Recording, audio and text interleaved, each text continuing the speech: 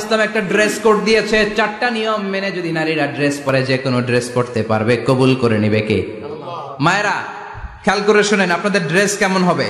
Number 1, আপনার পুরো দেহটা ঢাকা থাকতে হবে। যে ড্রেস পরবেন, you should cover your whole body. শুধু হাতের এই 2 কবজি আর চেহারা খোলা রাখতে পারবেন, তবে চেহারা ঢেকে রাখা উত্তম। একজন মহিলা বোরকা পরছে কিন্তু চেহারা খোলা, তার হেজাব হয় নাই, পর্দা হয় নাই, এটা বলা যাবে। কিন্তু উত্তম হচ্ছে চেহারা ঢেকে রাখা, কারণ চেহারা সৌন্দর্যের রাজধানী। Face is the capital of beauty, ঠিক কিনা? চেহারা দেখলাম তো সব বোঝা গেল, ঠিক কিনা? কেমন মাধুর্যতা আছে, দেখতে কেমন সুন্দরী কিনা সব বোঝা যায়। এজন্য চেহারাটাও ঢেকে রাখবেন, চোখটা খোলা রাখবেন।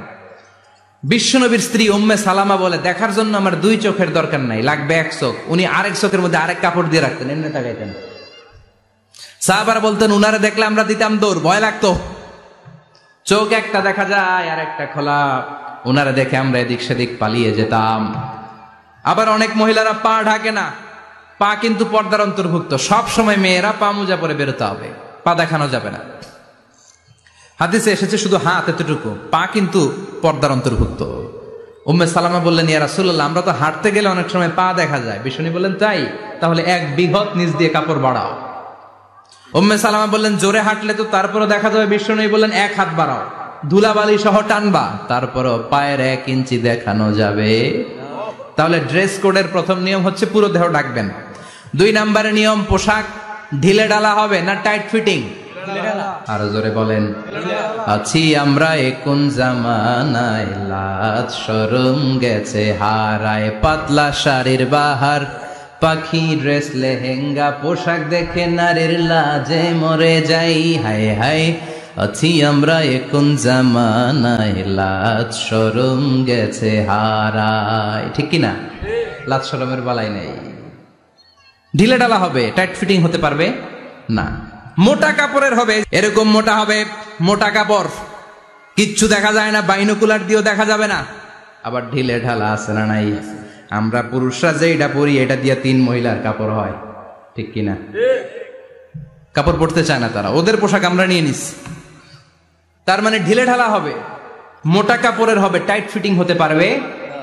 আবার পুরুষদের পোশাক হতে পারবে। এই 4টা নিয়ম মেনে যে যেই ধরনের পোশাক পরেন, চাদর পরেন সমস্যা নাই, শাড়ি পরেন সমস্যা নাই, ব্লাউজ পরলে ফুল হাতা পরবেন সমস্যা নাই, মেক্সি পরলেও সমস্যা নাই, বোরকা পরলেও সমস্যা নাই, কিন্তু পোশাকটা শালীন পোশাক হতে হবে। কি পোশাক? সবাই বলেন, শালীন পোশাক। পুরুষদের পোশাক পরা যাবে না, কারণ বিশ্বনবী লানত করেছেন ওই নারীদেরকে, যেই নারীরা পুরুষদের মতো সাজতে চায়। এরকম আছে না নাই?